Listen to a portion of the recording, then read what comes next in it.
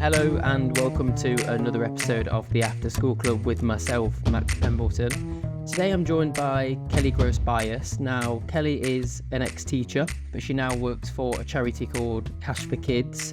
And Cash4Kids, they support children and young people affected by poverty, abuse, neglect, life-limiting illnesses, and also those with additional needs. So every single week, Kelly is doing the utmost to help these young people, and we really get into the nuts and bolts of how she does that and what she does on a daily basis. So I hope you enjoy listening. Here it is with Kelly Gross-Bias.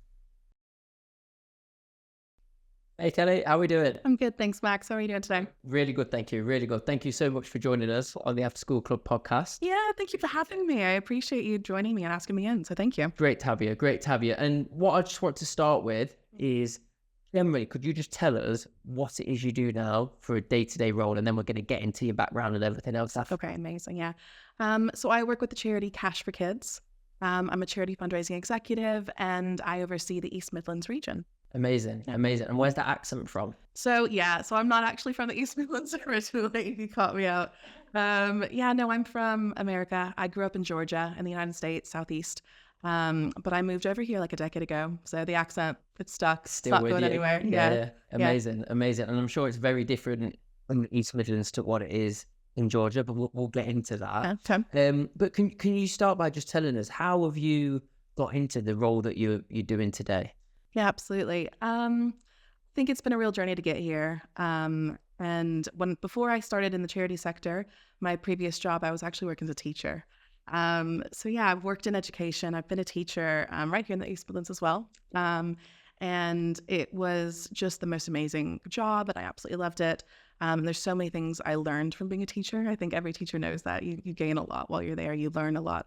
And I think for me, along my career progression as a teacher, I had a few different TLR responsibilities. I was head of drama, head of house, and I really loved some of the things that came out of the head of house role in particular. I loved kind of getting to help children invest in their own community, think about work within different charities locally around them, how they can make an impact to the world around them.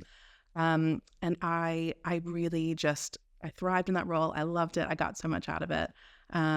And I think when I was starting to look for something outside of teaching, for where I was in life, wanting a new kind of challenge, something different, I really wanted to kind of explore those avenues. Really luckily, this Cash4Kids job came up, and it's been perfect fit, still helping to support local children, but just in a very different way. Amazing, amazing. And I think you can always tell straight away with people how much their job means to them, just from the way they speak about it and the glint in your eye. And you can certainly tell that with yourself. So yeah, that's great to see. And what I'm really interested in knowing, I always love to hear about people's journeys and where you started. You obviously got into teaching, and we'll talk about the spark that you into teaching. But can you first tell us about your school experience and when you were at school in Georgia? Yeah. How was your school experience in America? I loved school. Yes. I feel like people, it's a hard time, those formative years for you. And sometimes people love school, they hate school. I truly did love school. I had a great time. I had an amazing number of teachers that supported me in my education journey. I went to a fine arts high school, actually. What does that mean, fine arts high school? Just explain that to those listening in the UK. What is that? So I had to audition and get selected to go to my school. It had a number of different arts kind of subjects, drama, music, that they really focused in a lot of detail. And we had some fantastic teachers that just made the experience so enriching, so amazing. So I really did have a very lucky, wonderful experience, and I credit my love of education to those teachers I had growing up. I did have some fantastic ones. And when I went into teaching, it was as a drama teacher. So I do have to kind of say, I had the most amazing drama teacher. She's just retired this past year, and we still keep in touch. And what was her name? Her name was Betty Walpert.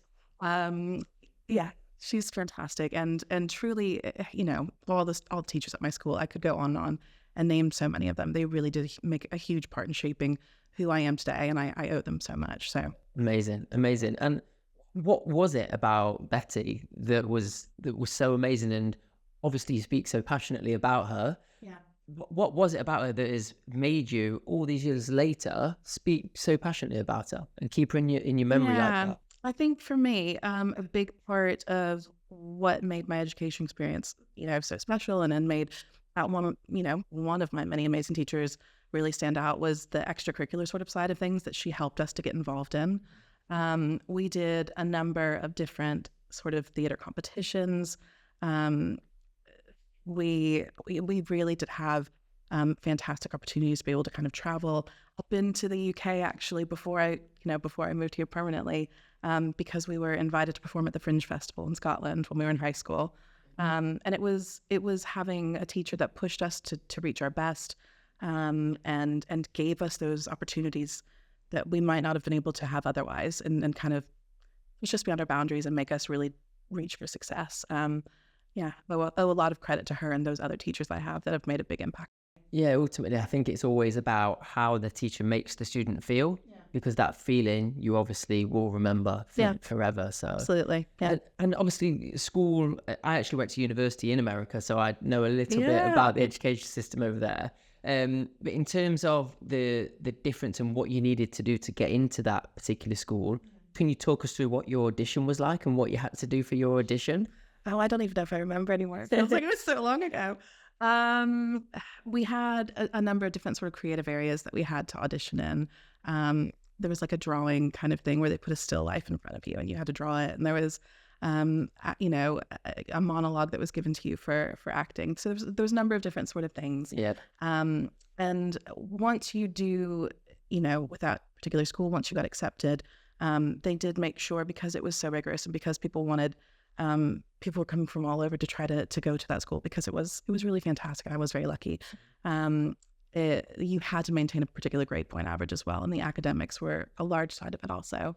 So there was a number of sort of things that you had to meet a certain level and succeed in. And so it You're was haunting me talking about GPA. I remember, I remember that. as well, yeah. You're haunting me, Yeah. bringing back memories. Yeah. Although I absolutely loved my time in the States Yes. as well. It was an amazing opportunity to do absolutely. that. Yeah. And okay, so you finished school, Yes. and then what? What is the next stage that sort of you in touch with your teaching career?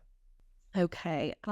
So once I went to university, I was really interested in traveling and exploring the world. I'm here in England now, and I did an anthropology degree where I was learning about different cultures. And after my university degree, I moved over to England after I got married, and we met through kind of back and forth and going across different countries.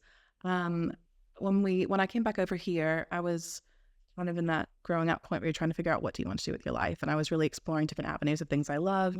Being one, kind of I mentioned with that fine arts school background. A lot of the things I'd realized, I'd been a summer camp counselor as well. I loved working with children. And as I was drawing out key things that I loved doing and I was applying to different jobs, I kind of realized over and over everything linked back to those kind of key areas of working with children, love of the arts. And that was the point where I realized I wanted to train to be a drama teacher. Amazing. So I went and did PGCE at University of Warwick, and got a job teaching in an amazing school, and was there for 7 years, had a drama department. Fantastic experience, and I honestly, I loved it. Amazing. And I think you've just answered it, but one of my questions was, Yeah. did you teach in the States? I didn't, No, no. I was going to ask you, how did that compare to teaching in the UK and teaching in the States? But People ask that a lot, and I wish I would love to go back to the States and teach there just so I would have that experience and know kind of what the differences are. But no, I haven't had that experience myself. okay. And then what advice would you give to people that want to get into teaching? Obviously, you're not teaching right now. You're still heavily working with young people and making a huge difference, which we'll speak about. Thank you. Yeah. What would you recommend, and what advice would you give to people wanting to get into teaching? I think reach out to local schools and see how much experience you can get kind of going in and observing and seeing what the real kind of day-to-day life is like. It is a roller coaster every single day. Every single day is different. And I do think that if you feel like it's the right match for you, it's it is honestly just one of the most rewarding jobs out there. So Yeah, experience. If you want to make a difference, give it a go. Yeah, absolutely. Perfect. And Cash4Kids then, let's talk about Cash4Kids and what you're doing every day of the week now and making a huge difference across the East Midlands. I think a lot of people will have heard of Cash4Kids, especially in the East Midlands, from the radio. Yeah. I just want you to tell us exactly what Cash4Kids does. Yeah. And where do you operate with Cash4Kids? So Cash4Kids, it's Bauer Media's charity. And like you've said, Bauer Media owns a number of different radio stations up and down the country. So Hits Radio, Absolute, Greatest Hits. Country. Yeah, Absolute Country. Love it. Shout out. Georgia Root showing. Yeah, there's a number of amazing stations, honestly, whatever kind of music you're interested in, there's going to be something for you to listen to. So you might hear about Cash4Kids on one of those radio stations. Here in the East Midlands, like you mentioned, we've got what used to be called Gym Radio. It's now Hits Radio East Midlands. We've got Joe and Sparky, our amazing breakfast presenters. And yeah, we've got this wonderful platform. And I think from that, we're really lucky that we are, in the Savanta surveys at the moment, we're considered the 4th most loved children's charity in the UK. Amazing. Yeah. And I do think that's down to that, that word of mouth or ear, I guess, across the radio. And people, they're able to hear what we're doing. They know us, they trust us. They know when we're fundraising and doing things, they know where that money is going to go to. So yeah, I think that's kind of a bit of who Cash4Kids is. But what I would say is, like you've said with me in the East Midlands, we're broken up into 23 different regions across the UK. And what I think separates us, even though we've got that national kind of platform, that 4th most loved in the UK children's charity, within each region, it does stay very local. It's a very local impact. So I work with the Midlands team, and any money that is raised locally in the Midlands, it will stay within the Midlands and only go to support local children right here in our own region, which I think is really special, and it makes that local impact that I think so many people are looking for. Absolutely. I think this is my not understanding, but I think a lot of people, when they speak about charities, often they're concerned about where that money is going. Absolutely. And is it staying local? How do you sort of guarantee that and show that to people? I guess images, videos, things like that. But just tell us things that, allow people to actually see where their donations and money is going. Yeah, absolutely. I guess it's often more what you hear than what you see for us being on the radio. But what we do want to make sure is that as we're asking for those funds, we're telling you why it's necessary. We're telling you, the amount of children in our local area that need that support. We want you to know exactly who is helping. So, here in the Midlands, last year, one of our biggest campaigns is Mission Christmas. And, we have a number of applications come in. The Midlands really it's an area that has a lot of need for poverty at the moment. The moment for End Child Poverty Coalition, they say that across the whole of the UK, the average is about 1 in 4 children is living in poverty.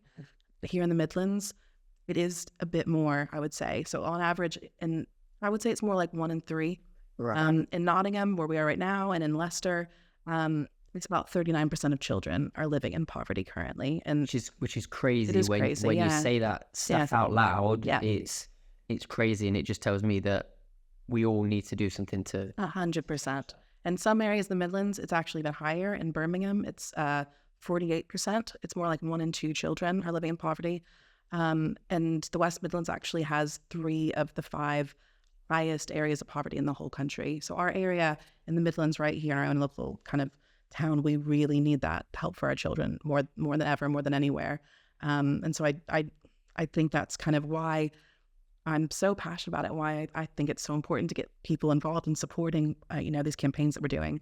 But in terms of that impact and how we show people, our biggest campaign of the year is Mission Christmas. And last year in the Midlands, we were able to support over 16,000 local children with a present on Christmas Day. Wow. And it's being able to kind of give those numbers, those stats, and let people know exactly where that's going to when they support us. So can you just break down Mission Christmas for us? Yeah, of course. What is Mission Christmas, and how does it work, and how can people help? Okay. Mission Christmas, it is the biggest gift appeal in the UK, actually, because of the fact that we're up and down the country. But like I said, we're in different regions. So in the Midlands, we will have a Midlands headquarters. We'll have a number of different drop-off points where people can buy a gift, they can donate a tangible present, and they can go to an interactive map on our website that will appear later in the year. We put a link right now. It might not be up and running just yet, but it will be there later. And you can see where to drop off presents. We've got a number of key national kind of partners like Wick stores, B&M, and you can drop off a present at any of those, as well as a number of other local drop-off points as well. Outside of actual presents that you can give tangible gifts for, we do have a number of key areas that we struggle for presents each year. And so historically, that's babies and it's teenagers. So if you can do fundraising and donations, actually, that is a huge, huge help to us, because it means that we can go out with our kind of discounts, our connections, and get the best price, get the most gifts possible, to fill in those gaps right when they happen and make sure that no child in our region will not have a present to wake up to on Christmas Day. Amazing. And as you know, we've worked together before with schools and teaching. We have, yeah. But in terms of schools and some of the projects that you do within schools, could you talk us through how you work with local schools and the sorts of things you would do with local schools? Because a lot of our listeners will be working in schools, or actually we work with them when we send staff into their schools. It may be a head teacher, a CEO of a trust. How can we all work together and get in schools and really make a difference? I honestly think it is just the best partnership. And that's coming from someone that's worked in education. Having been a head of house and looked for different charities that my students would want to get behind, that they can connect with and they can relate to, I do feel like this really resonates. It makes a lot of sense, because it could be students in their own school that they're helping to support, honestly. It could be anyone from 0 to 18 in our own local area that is nominated by those people who most know them and know that they are really struggling. It's not the individuals themselves that apply. Again, why it's such a great partnership with the schools is because teachers, SLT, who those children are that really do need our help, and you can put in those applications on their behalf. So whether it is kind of on the fundraising and the donation side, there's a number of ways you can get involved with that, like non-school uniform days. You can reach out to me, we can brainstorm and come up with some really creative solutions. But you can also go down that avenue of us helping to support you, because that's what we're here for and that's what we want to do. So whether it's for Mission Christmas, or even just for our different grant rounds throughout the year, we've got things like cost of living grants, holiday hunger grants for when students are away from school on the holidays. Do keep up, look at the website, see what's on at the moment. And if you do know students that could benefit from it, I just really encourage them, please do apply. In touch. We want to help. Yeah, absolutely. And you just mentioned there the school holidays, and you do things throughout the school holidays. Yeah.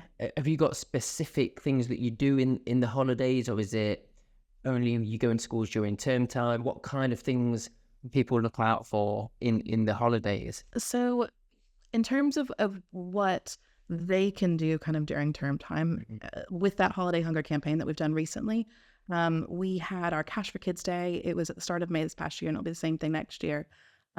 We wanted to really listen to our beneficiaries and how they said they most needed help.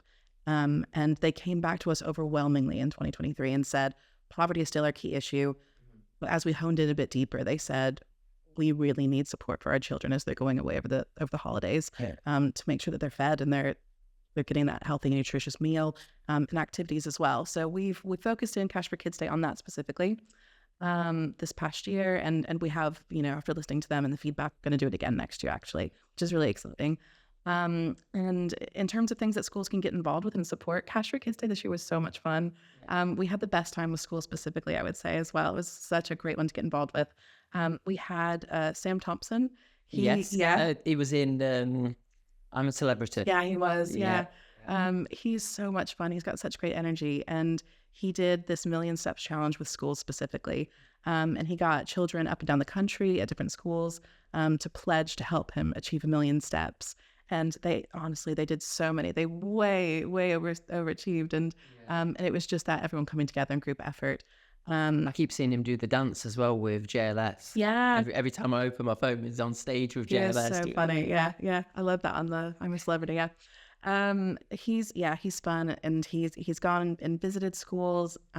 He's done interviews with students that have gotten involved. He's gotten in there firsthand. And so I would say schools, look out for those campaigns, because they're such a fun way to get your kids involved, and to make an impact directly.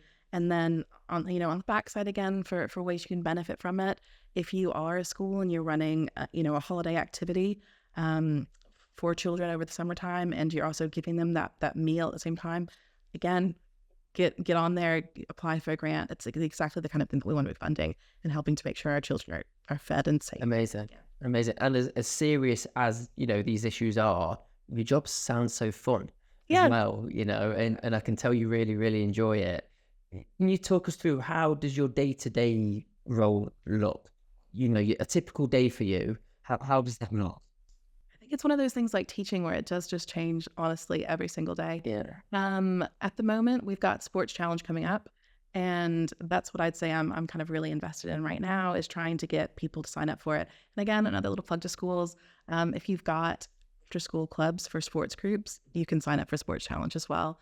And it's a great one at the moment that we're doing. It's going to be running for 1 month. It's a fundraising competition, so they will get to keep the funds they raise themselves. Everything 100% will go back to them. We'll give them tips and tricks on fundraising, just kind of support them 100% throughout the way to really maximize that and get the most out of it. There's also £10,000 up for prizes. Oh, wow. Yeah. So, if you were one of those prize winners in the Sports Challenge, you could win anywhere from £500 to £5,000 top up on top of your own fundraising that you get back as well. But we want to encourage all sports groups across the Midlands to get more disadvantaged children involved in sports. And that's what the aim of the Sports Challenge is going to be for. So at the moment, my day-to-day is, reaching out to different sports groups, trying to get them involved. And the Sports Challenge signed up because applications are open now. Okay. But, every day different. And in December, I'm going to be, in a cold warehouse, picking out presents and sorting out applications. Behind the scenes. Yeah, but I love it. It's a really good bit. It's the most rewarding bit. And if there's people that want to volunteer, you can get involved with that as well. You can come down to our headquarters and help to pack up those applications as well. Absolutely. Yeah.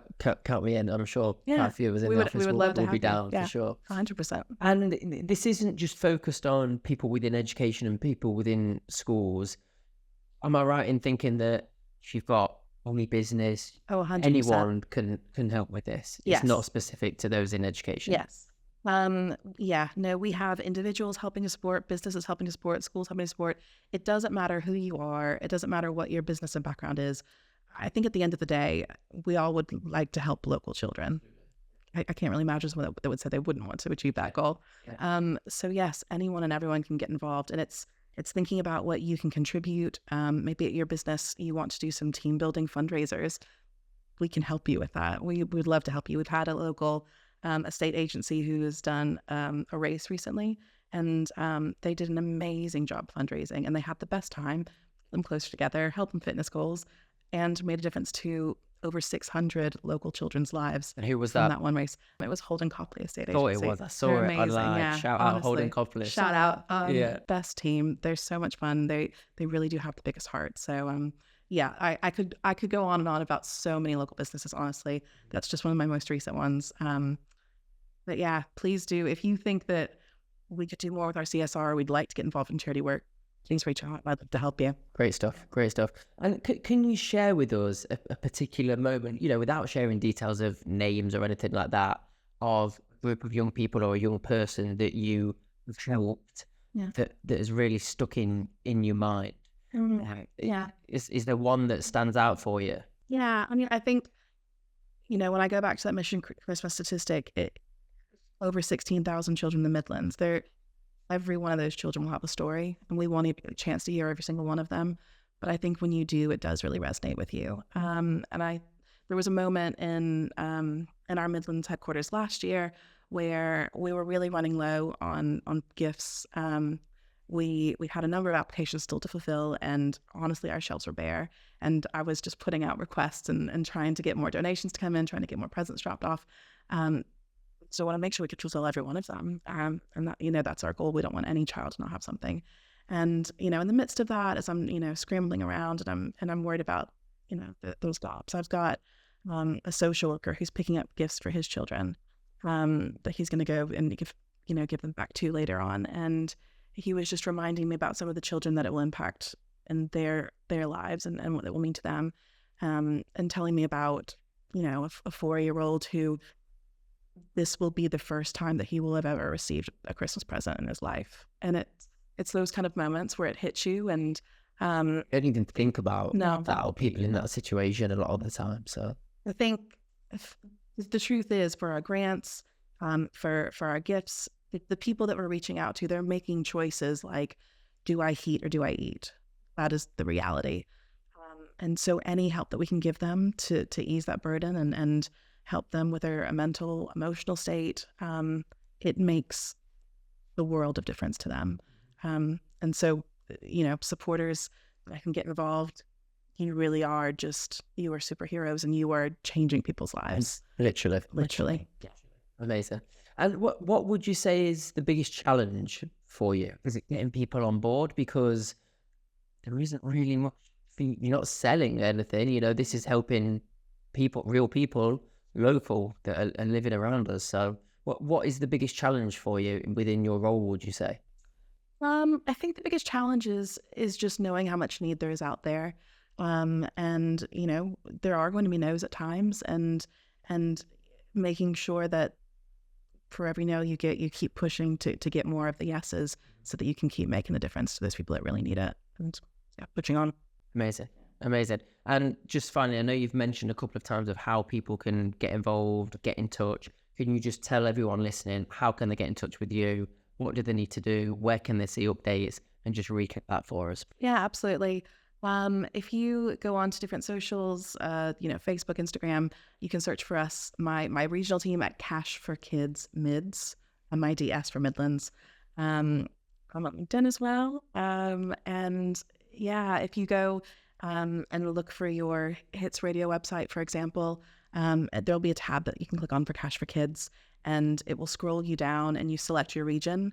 And from that point onwards, you can look for whatever grant rounds we have open. You can make applications, you can make donations. You can reach us through there as well. Amazing. Well, we'll put the links in the description as well for people to visit you. And thank you so much for telling us about everything to do with Cash4Kids and the real difference that you're making every single day. Thank you so much for having me. I loved it. We're going to move on to the quick fire questions now. Okay, I'm ready. Let's do this. Fire questions for you. Okay, here we go. So first one, favorite radio station? Okay, I'm going to be torn. I'm going to go Hits Radio East Midlands, got Joe and Sparky, and I'm going to go Absolute Country. Jenny Longdon, also East Midlands. If you don't listen to country, you should. Had to be country. I'm glad you said that. Has to be country, yeah. Okay, next one. Who has been your biggest mentor or inspiration in life? Ooh, George. I'm going to say teachers. I had amazing teachers. My drama teacher specifically, Miss Walpert. And then just, my family. I've had, amazingly supportive parents, grandparents, and shout out to them as well. Amazing. Yeah. What is your favorite way to de-stress? I'm going to go warm massage, anything. I'm like a self-care kind of person. Let's do this. Yeah, I like it. Okay, and next question. What would you say is your most valuable lesson that you've learned from working with children that are in need? Ooh, okay. Remain calm and show empathy, because there's a lot going on under the surface that you won't know. And give them that understanding that they need. Perfect, thank you. And how do you stay motivated during the more challenging times? Ooh, I think just remembering kind of what it's, your end goal, what you're pushing towards, keeping that at the back of your mind, hopefully makes it all worth it. One app on your phone that you can't live without? Oh gosh, one app. I'm gonna go WhatsApp because I'm international. I've got to keep in contact with people even in the States. So WhatsApp. Everyone's on WhatsApp now. Yeah, literally. I think so. I would agree. Yeah. Will you share a book or movie that has had a real impact on you? One movie. There's so many. We're gonna say The Sandlot. I don't know if you'll have ever seen it, just because it was the 4th of July recently, and it's like a favorite childhood movie. If you haven't watched it, you need to watch it. It's quintessential America, 90s kind of, love it. Okay, perfect. Thank you. What piece of advice would you give to your younger self? Oh man, on the spot. Take challenges, take your risks, enjoy life, and just don't worry about what other people think. Live it to the fullest. Amazing. Yeah. Got a more simple one for you now. Okay. Tea or coffee? Coffee. Sorry, England. And then finally, if you could have dinner with any historical figure, who would it be and why? Ooh. Well, I'm torn. Part of me wants to be like the Obamas. I love Michelle and Barack. I'd say surely Obama. Yeah, I think it's definitely up there. And then the other part of me wants to say Dolly Parton, just because I feel like she's made a real influence in our world as well, and she's so positive. Can I do all of them? Let's do it. Cool. What Done. an interesting meal. Okay. Love it. Love it. Well, look, that is a wrap. So thank you so much again for your time. Really appreciate it. And I'm sure everything you've said will have really hit home with a lot of people in the East Midlands. So thanks again. Amazing. Thank you.